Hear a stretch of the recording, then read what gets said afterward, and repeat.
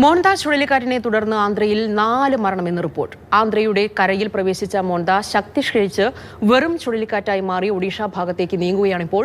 മോൺത പൂർണ്ണമായി കരയിൽ പ്രവേശിക്കാൻ 6 മണിക്കൂർ എടുത്തു. KB ശ്രീധരൻ ചേരുന്നുണ്ട് ഈ വാർത്തയുടെ കൂടുതൽ വിവരങ്ങളുമായി. ശ്രീധരൻ, വലിയ തോതിലുള്ള ജാഗ്രതാ നിർദ്ദേശം നൽകിയിരുന്നു. സേനകളെ ഉൾപ്പെടെ വിന്യസിച്ചിരുന്നു. ഇപ്പോൾ 4 മരണം ഉണ്ടായതായിട്ടുള്ള റിപ്പോർട്ടുകൾ പുറത്തു വരുന്നുണ്ട്. ഇപ്പോൾ മോൺത ചുഴലിക്കാറ്റ് ശക്തി ക്ഷയിച്ച് ഒഡീഷ തീരത്തേക്ക് നീങ്ങുകയാണ്. നിലവിലെ സാഹചര്യം എങ്ങനെയാണ് ശ്രീധരൻ?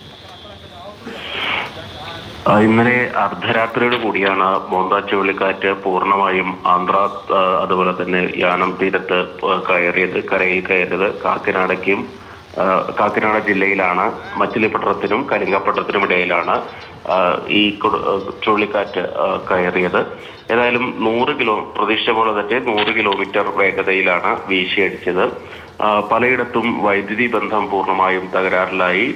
മരങ്ങൾ കടപുഴകി വീണു. 4 പേർക്ക് മരണം സ്ഥിരീകരിച്ചിട്ടുണ്ട്. കനത്ത മഴയാണ് ആന്ധ്രാപ്രദേശിൽ പെയ്തുകൊണ്ടിരിക്കുന്നത്. പലയിടത്തും വെള്ളപ്പൊക്ക സാഹചര്യമുണ്ട്. വിശാഖപട്ടണത്ത് പോലും കാര്യമായിട്ട് പലയിടങ്ങളിലും വെള്ളം കയറിയിട്ടുണ്ട്. ഏതായാലും 4 പേരുടെ മരണം ഉണ്ടായിട്ടുണ്ടെന്ന് ഔദ്യോഗികമായ സ്ഥിരീകരണം വരുന്നു. വ്യാപക കൃഷിനാശവും ഈ വെള്ളപ്പൊക്കത്തെ തുടർന്ന് ഉണ്ടായിട്ടുണ്ട്. 1.76 ദശലക്ഷം ഹെക്ടറിലെ ഭൂമിയിൽ വെള്ളം കയറി വിളകളെല്ലാം നശിച്ചിട്ടുണ്ട് എന്നാണ് ആന്ധ്രാപ്രദേശ് സർക്കാരിന്റെ പ്രാഥമിക വിലയിരുത്തൽ. നിലവിൽ ഒഡീഷ ഭാഗത്തേക്കാണ് കാറ്റിന്റെ ഗതിയുള്ളത്.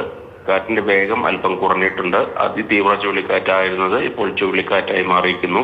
എന്നാലും അടിയന്തര സാഹചര്യം ഈ 3 ദിവസം, അതായത് ഇന്നലെ, ഇന്ന്, നാളെ 3 ദിവസം കൂടി അടിയന്തര ജാഗ്രത പുലർത്തണമെന്നാണ് ആന്ധ്രാപ്രദേശ് സർക്കാരും അതുപോലെ തന്നെ കാലാവസ്ഥാ നിരീക്ഷണ കേന്ദ്രവും ഒക്കെ അറിയിച്ചിരിക്കുന്നത്. 12 ജില്ലകളിലാണ് അതീവ ജാഗ്രതയും മുന്നറിയിപ്പും നൽകിയിരുന്നത്. ഇന്നലെ തന്നെ ഈ വിശാഖപട്ടണം വിമാനത്താവളത്തിൽ നിന്നുള്ള എല്ലാ സർവീസുകളും നിർത്തിവെച്ചിരുന്നു. ഒപ്പം ട്രെയിൻ ഗതാഗതത്തെ ഉൾപ്പെടെ ബാധിച്ചിരുന്നു. നിലവിലെ ഈ സർവീസുകളുടെ കാര്യത്തിൽ എന്താണ് സ്ഥിതി? ട്രെയിൻ ഗതാഗതം ഇതുവരെ പുനരാരംഭിക്കാനായിട്ടില്ല. വ്യോമഗതാഗതവും സമാനമായ രീതിയിൽ തന്നെയാണ്. 168 ട്രെയിനുകളാണ് മോൺത ചുഴലിക്കാറ്റിനെ തുടർന്ന് റദ്ദാക്കിയത്. അതുപോലെ വിശാഖപട്ടണത്ത് നിന്ന് ഓപ്പറേറ്റ് ചെയ്യുന്ന 32 വിമാനങ്ങളും സർവീസ് നിർത്തിവെച്ചിരുന്നു വിവിധ കമ്പനികളുടെ. ഏതായാലും ഈ ഗതാഗതത്തെ കാര്യമായിട്ട് ബാധിച്ചിട്ടുണ്ടെന്ന കാര്യത്തിൽ യാതൊരു സംശയമില്ല. അതുപോലെ തന്നെ രാത്രി യാത്രയ്ക്കും നിരോധനം, അതായത് ആന്ധ്രയുടെ തീരദേശ ജില്ലകളിലൂടെയുള്ള രാത്രി യാത്രയ്ക്ക് നിരോധനവും ഏർപ്പെടുത്തിയിട്ടുണ്ട്.